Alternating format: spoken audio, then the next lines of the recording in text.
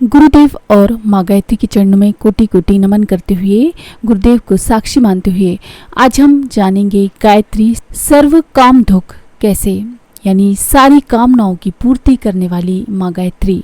गायत्री महात्म्य के अंतर्गत एक कथा आती है कि नारायण तीर्थ नामक स्थान में महर्षि शाकल्य का आश्रम था। उसमें 1000 विद्यार्थी शिक्षा प्राप्त करते थे। एक दिन आवर्त देश के राजा सुप्रिय उस आश्रम में पहुंचे और बोले, जिस साधना के आधार पर आप सिद्ध पुरुष बने हैं उसे मैं भी सिद्ध करना चाहता हूं, आप मुझे भी उसकी शिक्षा दीजिए।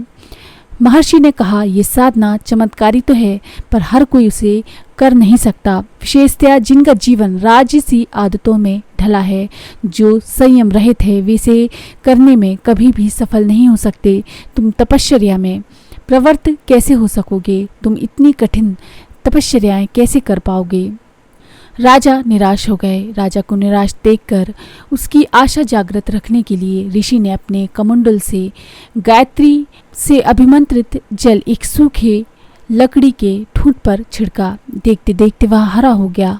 इस चमत्कार को देखकर राजा सोचने लगे कि मैं भी आत्मिक दृष्टि से सूखे हुए एक लकड़ी के ठूंठ की तरह ही हूँ, क्यों ना ऋषि का शिष्य बन जाऊं, उनका शिष्यत्व प्राप्त करके इसी वन में रहकर, इसी तपोवन में रहकर साधना करूं। राजा शासन का प्रबंध परिवार के लोगों को सौंपकर जल्दी ही वापस आ गए। उनने वहीं उसकी साधना की और उसका सत्परिणाम प्राप्त किया। इसी तरह से स्वामी विद्यारण्य जी दक्षिण भारत के एक माने हुए विद्वान थे। स्वामी जी ने विद्या का अध्ययन करने के अतिरिक्त 24 गायत्री महापुरुषरण भी किए थे। उनके आशीर्वाद से अनेकों का कल्याण हुआ था। विजयनगर के राजकुमारों ने अपना खोया राज्य उन्हीं की कृपा से प्राप्त किया था। उनने चारों वेदों का भाष्य, यानी कि चारों वेदों का अनुवाद किया, ट्रांसलेट किया। ब्राह्मणों, उपनिषदों, दर्शनों, गीताओं, तंत्रों के भाष्य भी किए, जो बड़े प्रामाणिक माने जाते हैं। उनके भक्तजनों ने अनेक प्रकार के चमत्कार देखे और लाभ उठाए। अंत में वे श्रृंगेरी पीठ के अधिपति के रूप में प्रतिष्ठित हुए।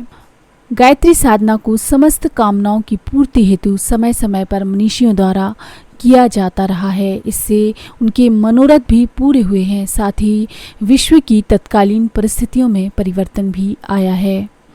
एक कथा है कि स्वयंभू मनु और शत्रुपा रानी ने गायत्री का महान तप किया। माता ने प्रसन्न होकर पूछा, तुम लोग क्या चाहते हो? दोनों ने प्रणाम करके उनकी स्तुति की और कहा, देवी, हम लोग भगवान को बार बार अपनी गोदी में खिलाना चाहते हैं। देवी ने कहा, ये लाभ तुम्हें अगले जन्मों में मिलेगा। पुराणों में कथा है कि दूसरे जन्म में वे दशरथ और कौशल्या बने और राम उनकी गोद में खेले। उसके पश्चात वे नंद और यशोदा बने और भगवान श्री कृष्ण को गोद में खिलाकर धन्य हुए। साथ ही युग परिवर्तन जैसा महान प्रयोजन पूरा करने के भी वे श्रेय अधिकारी बने, उसका भी उनको श्रेय मिला। एक बार सुदूर क्षेत्रों में महान दुर्भिक्ष पड़ा। सर्वत्र त्राही त्राही मच गई। सब लोग परेशान हो गए। अकाल पड़ने के कारण मनुष्य और पशु आहार और जल के अभाव में, अन्न के अभाव में, पानी के अभाव में बेमौत मरने लगे। किंतु उस बीच श्री महान गायत्री उपासक महर्षि गौतम के आश्रम का समीपवर्ती क्षेत्र हरा भरा था और उस छोटे क्षेत्र में किसी बात की कोई कमी नहीं थी। इस पर मैंने वीडियो भी बनाई हूँ। गौतम ऋषि की गायत्री साधना। ऋषि गौतम को इतने भर से संतोष न हुआ। वे समूची जनता का कल्याण चाहते थे। इसके लिए उन्होंने कठोर गायत्री साधना तप संपन्न किया। माता ने प्रसन्न होकर उन्हें एक पूर्ण पात्र दिया, जिसमें वे अजस्त्र मात्रा में खाद्य सामग्री जिसमें निकलने लगी।